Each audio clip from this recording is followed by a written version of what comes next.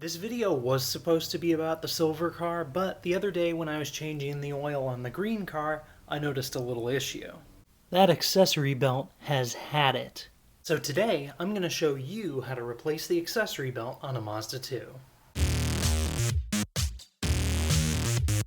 I picked up this Gates belt from rockauto.com. I think it was $17 or $18 before shipping, so decent price, and it's a Gates belt, so you know you're getting a good product. As far as the job, this should be really easy. The Mazda 2 only has one accessory belt that drives everything, and for those of you wondering, this engine has a timing chain which is designed to last the life of the engine, so it never needs to be changed or serviced. As far as the actual interval on belts, I don't know if there is an interval, but if it looks like what I've shown you, it's time to change it. Let's get this car up on stands and get started. Once you've got the car safely in the air, you're going to want to remove the belt guard, which is fastened to the bottom of the car with a couple of 10mm bolts there and there. With the cover removed, all the pulleys and the belt will be exposed. What you're going to need to do is find the self-adjusting tensioner right here at the back. Once you've located the self-adjusting tensioner, affix your 14mm socket and ratchet like so. This hard line is going to seem like it's in the way, but all you have to do is massage it aside a little bit and you'll be able to get your tools into place. To be able to loosen the belt enough to remove it, we're going to need a little bit of help. So, we're going to call on our handy jack handle, which we're going to slide onto the end of our ratchet, and now, with the extra leverage, you can loosen the self-adjusting tensioner enough to remove the belt. And just for the sake of comparison, here's the old belt and the new belt side by side.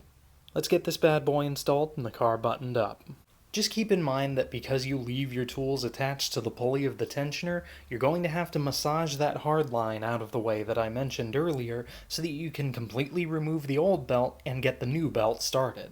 Installation of the new belt isn't as intuitive as you might think.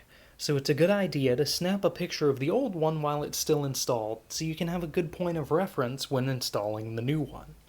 It was a two-hand job to get the new one on, so I don't have any footage of me actually threading it around the pulleys and getting it tensioned. However, I'll explain to you how.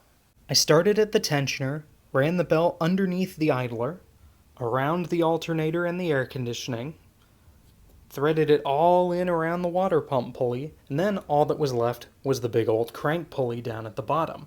But at that point, it had been situated around everything else enough that when I released the tension, all I had to do was pop it onto the crank pulley and add the tension back. It's not that big of a deal. There was a little bit of trial and error just getting everything situated, so it'll take a couple of tries. It did for me, but all in all, not that difficult to do. Now all we have to do is reinstall this guy, and the job is finished. So there you have it. Pretty simple, huh? Any aspiring DIY mechanic could complete this project in about a half hour, and with simple hand tools. All you need is your 10mm and a ratchet for the splash guard, a 14mm, a ratchet, and a jack handle for that tensioner. Not a big deal at all. It's a little more complicated than something like an oil change, but anyone with some common sense and a little bit of know-how can get this job done no problem. So I hope this has helped. That's it for me this time. Thank you all so much for watching and subscribing, and I'll see you guys in the next one. Pretty simple, huh? Any